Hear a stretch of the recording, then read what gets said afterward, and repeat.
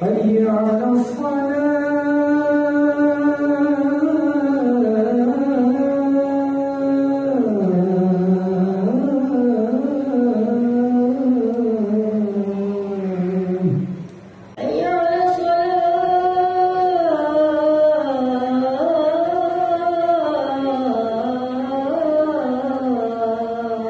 Al-Quran, kemudian dia menghafaznya dan menghalalkan apa yang dihalalkan oleh Al-Quran serta mengharapkan apa yang diharapkan oleh Al-Quran.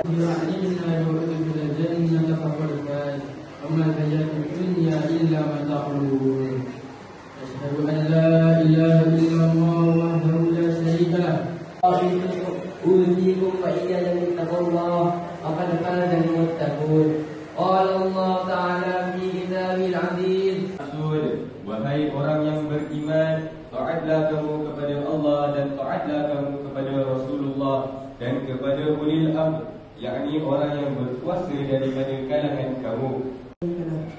Wa asyhadu anna Muhammadan abduhu wa rasuluh. Allahumma salli wa sallim ala sayyidina Muhammad wa ala alihi wa ashabihi ajma'in.